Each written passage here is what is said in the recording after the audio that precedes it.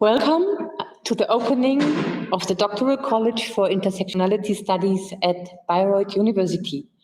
Funded by the Hans Böckler Foundation, the Doctoral College for Intersectionality Studies is designed to offer an institutional frame of doing political intersectionality and intersectionality as an intervention.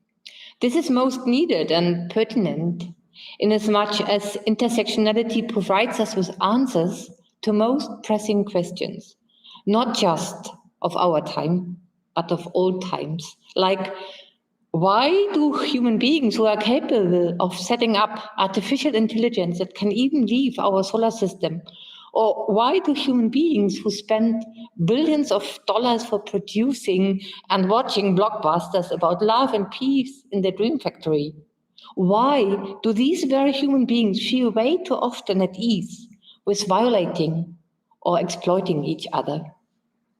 Indeed, it is one of humanity's most devastating modes of being in this world, that some believe that they are entitled to have a better life than others, at the cost of others, and at the cost of violating, exploiting, or discriminating against others. Yesterday, on February the 12th, 2023, Berlin had its infamous repeat election. One of the parties tried to gain votes with this slogan, unlimited long life for all. This is sort of funny said. Environmental cinema, the slogan features humans who live stapled in streets and in the midst of dying woods, causing the planet to die even earlier. So eventually I see the unlimited long life versions of us, of all of us, floating through the universe for good, as alive as lost. But this is not what the predominantly white male German party has in mind, of course, because they do mean all in the true sense of all of us, with the all meaning the privileged ones only. That's the white version of all, without even bothering to stress it, though. And this is what social orders that humans have constructed throughout so many centuries have always been about. Privileging some over others, while taking privileges for granted to an extent of not even naming them or taking responsibility for what they do to others. All social orders that we have known so far have followed this very principle. Some have more than others. Some have a privileged access to economic resources, to land and housing, or to being heard and seen, and to being represented by structures or by narrations. And they have a privileged access to all of this at the cost of others. This is not a lottery, though. This is organized systematically by power and domination and the respective processes of othering.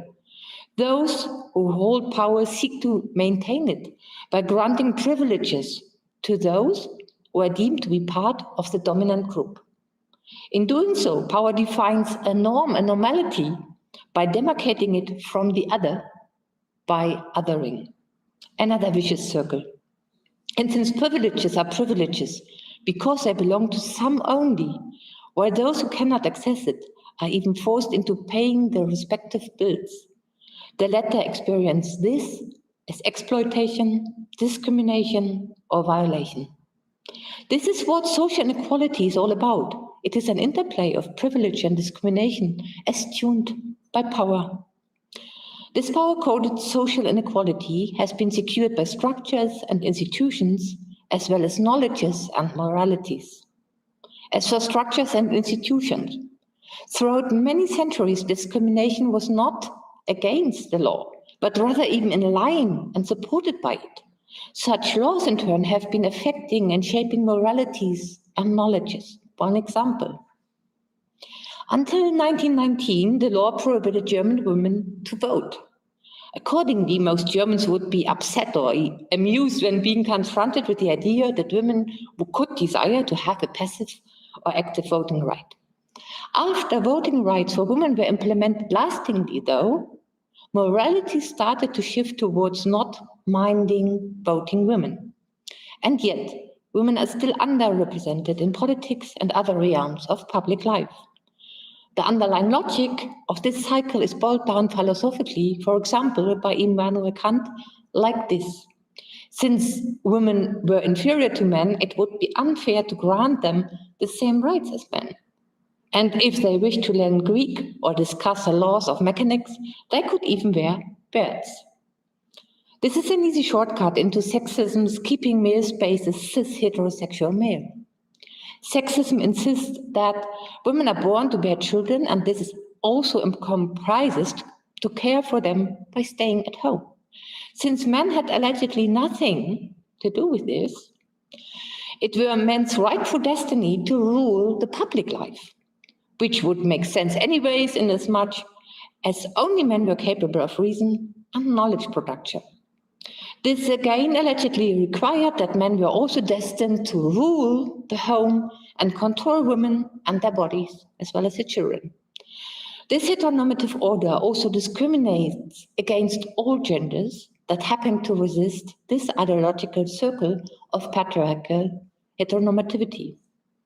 And why did Europe, including most suffragettes, feel at ease with conquering wide parts of the globe or with enslaving more than 20 million of Africans?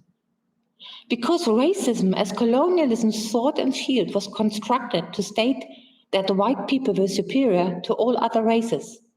This was supported by laws as well as by ideologies. By claiming that BIJPOC would be lacking full humanity, racism offered white perpetrators a comfortable message that it would be totally okay to steal resources, goods, and labor and human beings from the global south, while calling this Christian salvation or civilization at that. This whitewashing of colonialism and its violence also disguised that the Industrial Revolution was built on stolen land, resources, and labor, and on genocidal policies that have drained the colonized societies with most long-standing effects. In other words, racism and other ideologies have generated lies and diverting narrations to both mask and justify the structures and institutions of global inequalities and vice versa.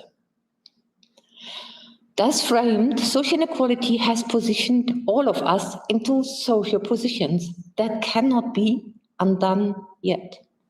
To be discriminated against does not leave you any choice but to notice this. Being discriminated against causes awareness for the social position of being discriminated against. This feeds into molding identities, collective ones, individual ones, and being in power, on the other hand, being the normality, comprises a privilege to not even be aware thereof. Consequently, many privileged persons fail to see how privileges position them socially and how this is also affecting their identity. Yet even though, for example, white people tend to consider it as a liberal gesture nowadays to not identify themselves as white, whiteness is what frames their standpoints and worldviews. The so-called refugee crisis in 2015, for example, was very much about whiteness as big elephant in the room that was loudly silenced. After all, the term refugee crisis did not name that war and other catastrophes forced people into taking refuge from crisis.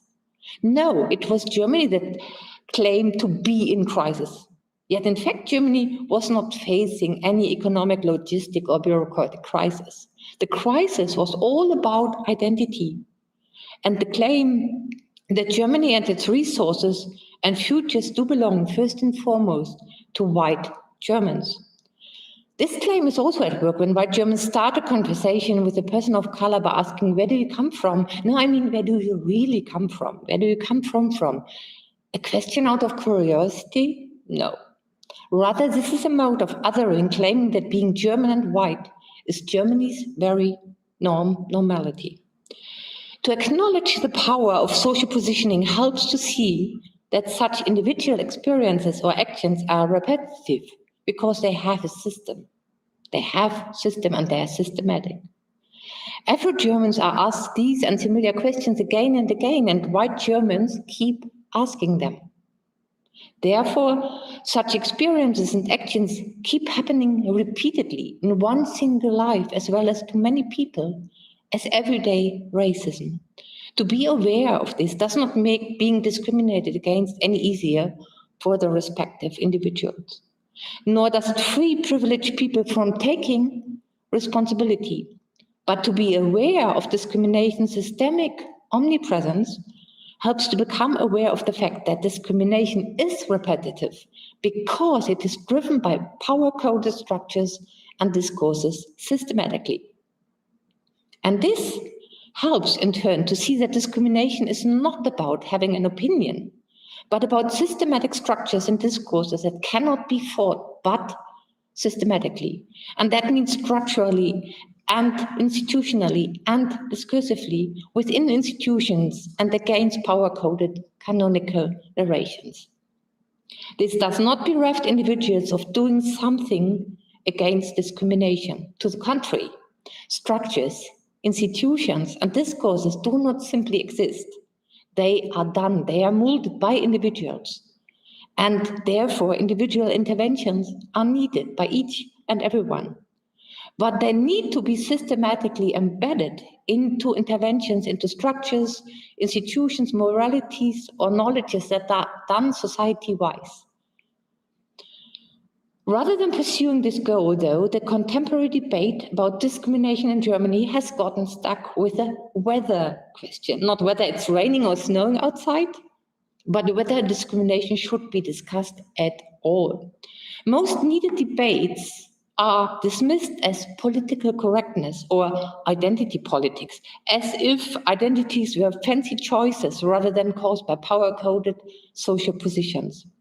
Part of this problem is also the idea that discrimination is only about the discriminated ones. If you see inequality as a them problem or as unfortunate other, states Kimberly Crenshaw, that is the actual problem. Because since when is social inequality not also about privileged ones? What makes things even worse is that those who fight discrimination are often blamed for tearing the society apart, as if harming by segregation were not what discrimination itself is all about. Not minding this is a political stance, and one that protects segregation and discrimination at that. While many privileged people still do not invest their agencies into most needed interventions and transformations, others hold that it will do to claim, I do not discriminate against anybody. I'm not a racist, I'm anti-racist, full stop. But true intervention is in need of structural interventions that are informed by expertises and literacies. So let's face the how rather than the whether question. How to intervene into discrimination is pillared on expertises and competencies, as well as knowledge that also dares to unlearn. So let's face the how rather than the whether question. How to intervene into discrimination as pillared on expertises and competencies, as well as knowledge that also dares to unlearn. True, this literacy, ich fange nochmal an. Ich habe genau da angefangen, wo wir eigentlich noch nicht waren, ne? Wegen zurück. Ja, ich fange nach Full Stop an. But true intervention is in need of structural interventions that are informed by expertises and literacies. So let's face the how rather than the whether question. How to intervene into discrimination as pillared by expertises and as framed by competencies, as well as knowledge that also dares to unlearn. True, this literacy has advanced, and so have systemic interventions. Power's powerful history of building social orders of inequalities has been met with literate agencies of intervention that have been powerful too. Resistance, as fueled by solidarity, has won many battles. Transformations have caused changes, but this has never amounted to ending discrimination. For example, the German Constitution grants equal rights to all, and the German Allgemeine Gleichbehandlungsgesetz, General Equality Law, offers some tools to sue discrimination. And yet, a jurisdictional literacy is needed that does justice to the fact that a law that treats discriminated and privileged people equally is not yet guaranteeing true equality. Discrimination is also ongoing because interventions did not yet manage to overcome the single story or the single issueness of resistance. Many social movements have oftentimes failed to look beyond their immediate concerns, while even reproducing other dominant power structures. Suffragism and feminism in general, for example, have been eager to gain equal rights for women. Yet, until very late in the 20th century, women meant white middle-class women without even naming this limiting usage of women. Whiteness as unmarked normality was taken for granted, even to the extent that white women spoke on behalf of Black women while actually silencing them. In need of intervening into this intervention, Black women have fought for intersectionality as a prism that sees and as a tool that addresses the specificity of both racialized sexism and of racist feminism, and as a tool of intervention. In a polylogue with many Black women and women of color, Kimberly Crenshaw conceptualized intersectionality. In doing so, the law professor and activist used a case sample of the law case De Graffenreid versus General Motors that addressed the specifics of intersectional discrimination against Black women by General Motors. Starting off from there, intersectionality addresses that power is all about intersectional complexities.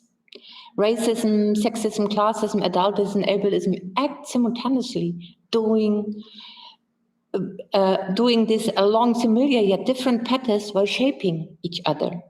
We often say this multitude of power constellation is too complex to be ever grasped, but to simplify those given complexities amounts to not being able to undo them. This is why intersectionality looks at the multitude of power constellations and respective modes of privileging and discrimination in given complexities. In doing so, intersectionality has to stay true to its origins and reasons for being implemented in the first place. Intersectionality cannot be detached from anti-racist reflexivity and sincere interventions into any silencing of women of color and their agencies. Thus tuned, intersectionality forms solidarity across positionalities and social movements. This is how intersectionality eventually piles up sand in the gear of social inequality. In doing so, it criticizes what has been while also envisioning and building alternate futures. The future does not happen, and it does not exist in any kind of singular. Futures are made polyphonously. Our doctoral college for intersectionality studies is eager to become such transformation maker for alternate futures. Yet we have to acknowledge that all institutions of knowledge making, including universities, that we have known in Germany so far are deeply indebted to epistemological structures that are molded by racist, sexist, ableist, or classist knowledge production and respective canonizations and institutional patterns. Being implemented from within these structures also affected the founding pillars of our doctoral college for intersectionality studies. So far, we have a predominantly white structure because, for example, 6 out of 8 principal investigators, including me, are white. Being aware thereof, however, we are very eager and dedicated to develop strategies that grant that intersectionality is not appropriated, depoliticized, or whitewashed. This means to me many things, amongst others, that the work of Black women, of women of color, is acknowledged and represented in our work in terms of whom do we rely on when doing research, as well as whose research is funded, etc. Not to appropriate intersectionality also means to me, for example, to understand intersectionality as political intervention, which also comprises that intersectionality without awareness of sexist racism and racist sexism is not intersectionality, but sexist racism. Accordingly, we have to cope with the fact that our doctoral college or political intersectionality in general cannot simply move into already given and universitarian structures that, for example, still celebrate rather than criticize their indebtedness to the white cis maleness of enlightenment or modernism.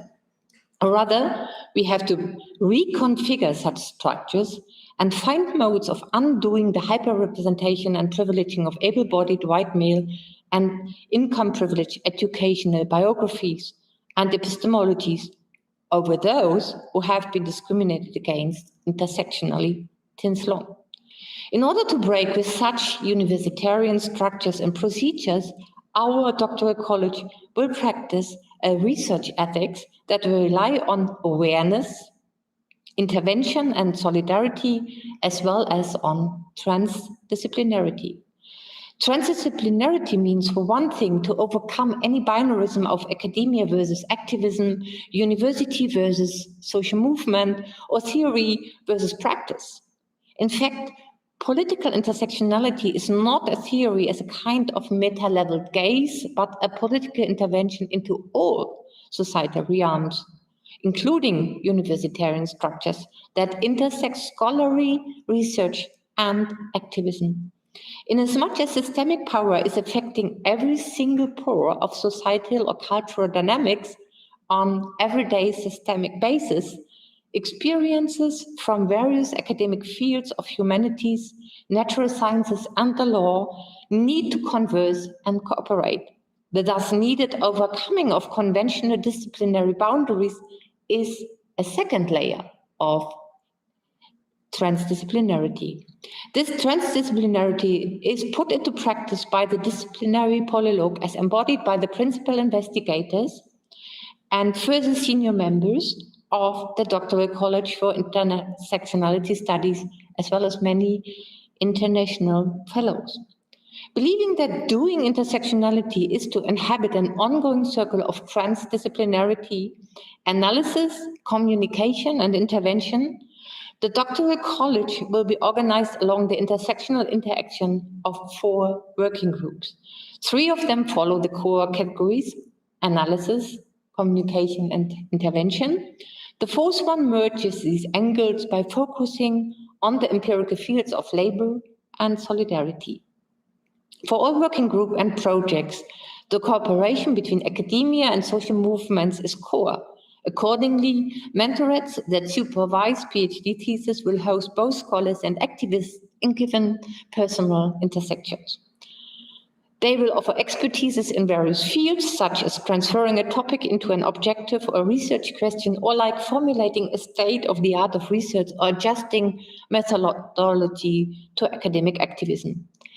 These structures profit from the work of activist scholars of color from all around the globe in general and members of our advisory board or otherwise pertinent structural pillars of the Doctoral College for Intersectionality Studies, like Obioma Naimeka, Maisha Aume, Peggy Piche, Ulrike Lemke, and Shankar Raman.